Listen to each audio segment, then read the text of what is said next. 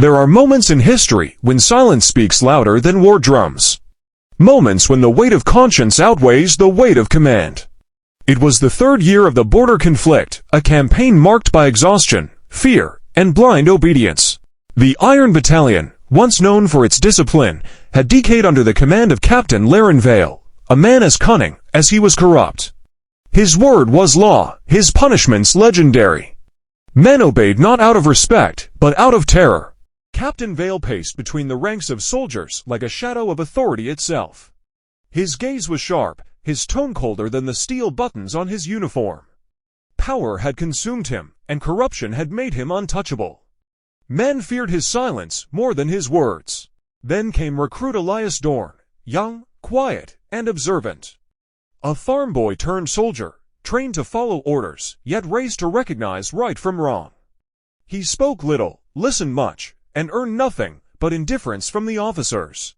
To the captain, he was invisible until the day of the inspection. That morning, the air was thick with tension.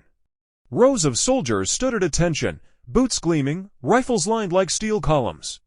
Captain Vale stalked the line, inspecting, sneering. But his real purpose wasn't discipline, it was domination. He stopped before Elias, holding a sealed crate of supplies meant for the wounded. "You," the captain said, voice sharp as a blade.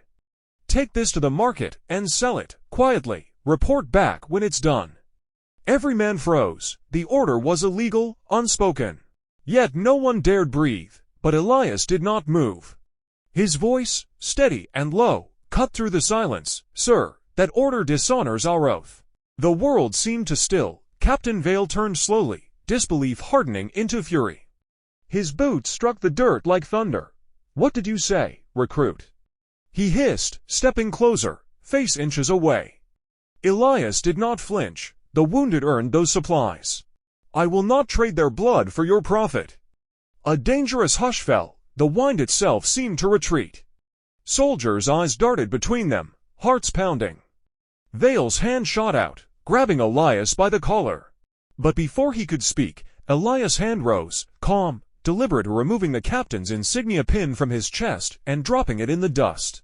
The clink echoed like a gunshot. Every man froze. The captain's face drained of color. His power, stripped in an instant, lay at his feet. Then came the silence, deep, unbroken, as if the entire camp itself held its breath. No one dared speak. The only sound was the faint rattle of a loose tent flap in the cold wind. Captain Vale's jaw trembled. "Arrest him," he snarled. But no soldier moved, not one. The sergeant, an old veteran who'd served longer than Vale had worn boots, stepped forward. "Sir, by regulation, a man who exposes unlawful orders cannot be detained without tribunal review."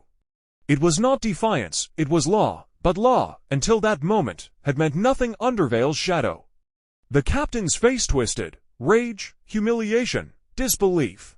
He looked around at the soldiers who had once trembled before him. Now, they stood tall, silent, watching. Elias didn't gloat. He simply saluted. "Permission to return to duty, sir." That single sentence cut deeper than any insult. Vale's power had depended on fear, and fear had just been broken. The following day, the report reached the higher command. An inquiry was launched quietly. Within a week, Captain Vale was removed from his post under disciplinary review. When the news reached the camp, no one cheered. They didn't need to. The silence that followed was not fear, it was respect. That evening, Sergeant Hall approached Elias by the campfire. "You knew what that would cost you," he said quietly. Elias nodded. "Obedience without honor isn't loyalty," he replied. "It's surrender." Hall said nothing more. He simply nodded and left, the firelight flickering across his weathered face. That night, the recruits who once whispered about punishment now whispered something else: courage. Moral, true discipline is not blind obedience. It is the strength to see right, even when commanded to do wrong. Years passed, the war ended, and with it, the Iron Battalion was disbanded. Records faded, officers retired, but one story refused to die. They called it the Silent Rebellion. It was told in training camps, whispered among recruits, and etched in the quiet pride of every soldier who refused to bow to corruption. Captain Vale's name was forgotten, buried in administrative archives. But Elias Dorn's name became a quiet symbol, carried not on medals or banners, but in the conscience of every man who faced an unjust command. It was said that when new soldiers hesitated before a corrupt superior, someone would murmur, "Remember the recruit who dropped the captain's pin." Decades later, when Elias was asked, as an old man and decorated officer, what gave him the courage that day, he smiled faintly and said, "Greater than a man's uniform shows his rank, his choices show his worth." And with that, the legend of the recruit who silenced a camp became a lesson carved into the heart of soldiers for generations. Don't forget to like, comment, and subscribe for more powerful stories from states of history.